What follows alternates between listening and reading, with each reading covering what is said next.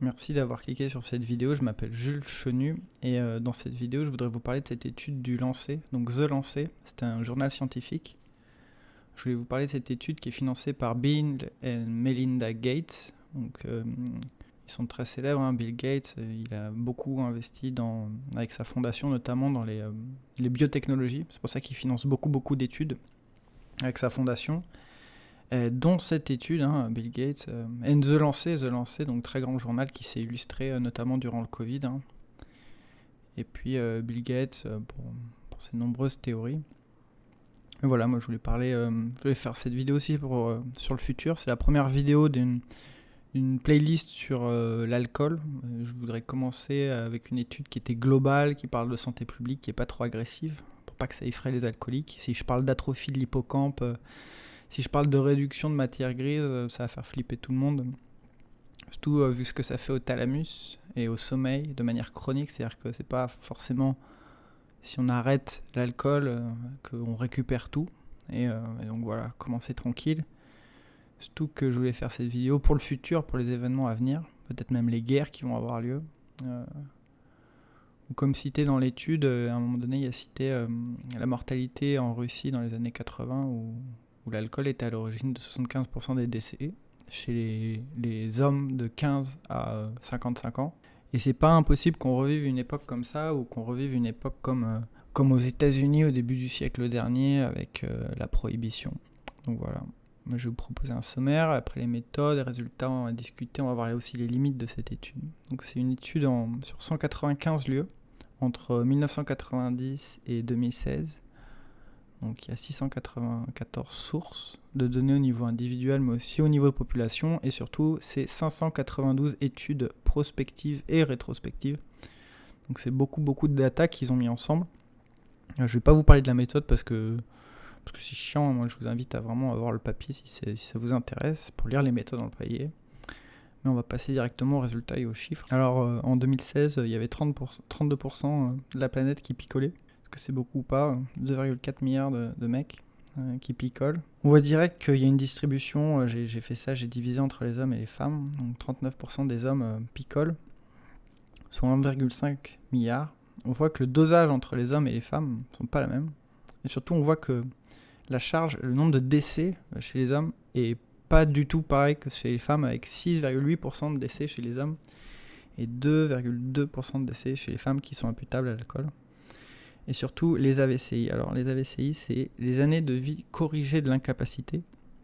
Donc c'est une mesure de la charge globale de morbidité exprimée en nombre d'années perdues en raison d'une mauvaise santé, d'une invalidité ou d'un décès prématuré.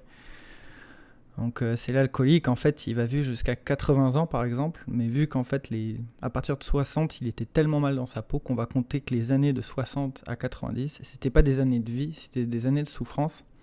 C'est ça que déjà, beaucoup de gens ne prennent pas ça en compte. Il suffit pas de vivre vieux, il faut vivre en très bonne santé et en continuant de s'éclater, en continuant d'avoir des potes, et ça, c'est ça le challenge en fait. Donc 6% des AVCI, c'est monstrueux pour les hommes, et 1,6% des années de vie corrigées de l'incapacité pour les femmes. Et direct de 15 à 49 ans, 12,2% des décès masculins. C'est juste. Et de 15 à 49 ans, les trois principales causes de décès attribuables à l'alcool, c'est la tuberculose, comme on le verra dans les indices dans les pays plus pauvres, les accidents de la route et l'automutilation. C'est les trois principales causes de décès attribuées à l'alcool. Donc on voit que les hommes meurent plus que les femmes de 15 à 49 ans, avec 12,2% de décès masculins contre 3,8% pour les décès féminins. Et quand on arrive aux plus de 50 ans, les cancers représentent une grande partie des décès imputables à l'alcool. Mais là, ça s'inverse, puisqu'en fait, on a les femmes qui souffrent plus, avec 27,1% des décès contre 18,9% pour les hommes. Alors c'est très marrant, je ne ferai pas de jugement sur les femmes ou quoi, mais il semblerait qu'à partir de 50 ans, les femmes se mettent à picoler, pour des raisons qu'on ignore, bien entendu. Mais en tout cas, à partir de 50 ans, ça commence à picoler, et surtout, ça meurt de ça. Je ne vais pas rentrer sur les données sociales et psycho-émotionnelles qui font que les femmes commencent à picoler. au-dessus de 5 ans, sachant que, comme écrit plus bas, la charge de l'alcool dans les risques de mortalité augmente chez les hommes de 55 jusqu'à 55-65 ans, mais ensuite les hommes boivent moins. Alors que les femmes, ça continue de picoler, et en fait ça en meurt. Voilà. Donc les IDS élevés, donc ça va être les pays. Donc IDS, en anglais c'est SDI, Socio-Demographic Index, indice socio-démographique. C'est une mesure récapitulative qui identifie où le pays se situe sur le spectre du développement en fait. Donc c'est exprimé, c'est un chiffre, entre 0, quelque chose et 1. Et ça agrège en fait le revenu par habitant, le niveau d'instruction moyen et le taux de fécondité de toute zone ou pays qu'on choisit d'analyser. Alors dans les IDS élevés, c'est très marrant parce que les hommes et les femmes boivent pareil, 83% et 72% des femmes boivent, par exemple en France. Et par contre, évidemment, le verre standard est totalement différent puisqu'on voit que les hommes boivent 2,9 verres standard. Un verre standard, c'est calculé comme 10 mg par je sais plus combien par litre, non, ou par kilo. C'est un verre qu'ils ont standardisé en termes d'éthanol pour pouvoir établir cette étude. Et on voit que les hommes picolent beaucoup plus que les femmes. Pour les deux sexes, on a les cancers, les accidents vasculaires cérébraux et ischémique et hémorragie. Désolé pour les fautes d'orthographe. Mais pour les femmes, on a aussi le cancer du foie, qui est beaucoup plus courant.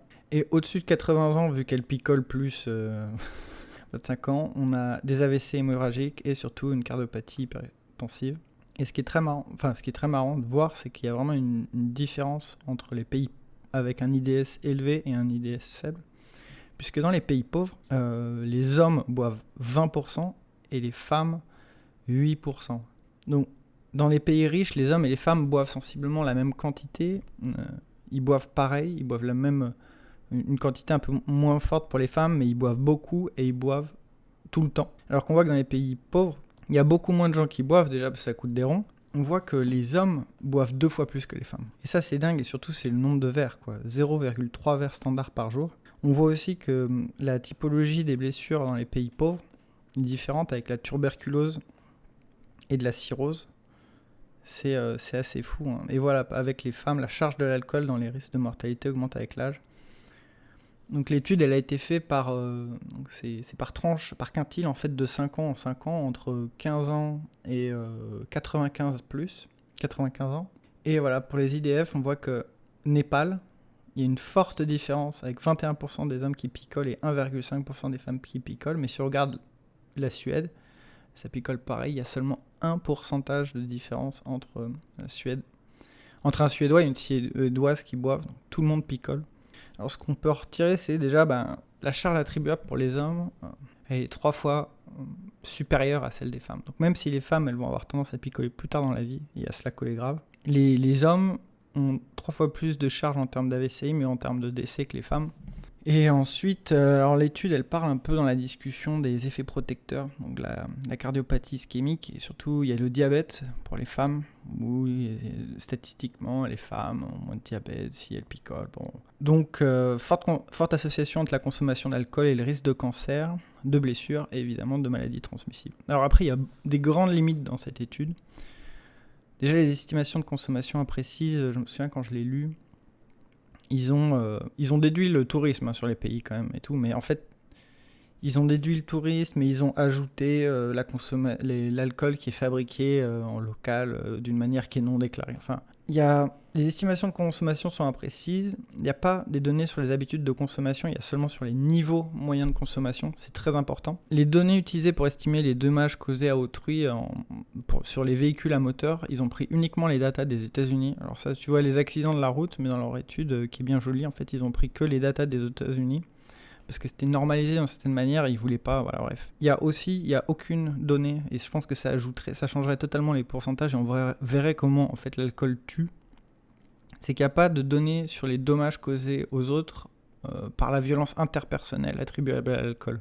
Quand les mecs ils commencent à tirer dans le tas en Mexique ou au Brésil parce qu'ils sont trop bourrés. Je vous rappelle, au Brésil, l'alcool est limité à 4 degrés. Vous pouvez pas, la bière est limitée à 4 degrés.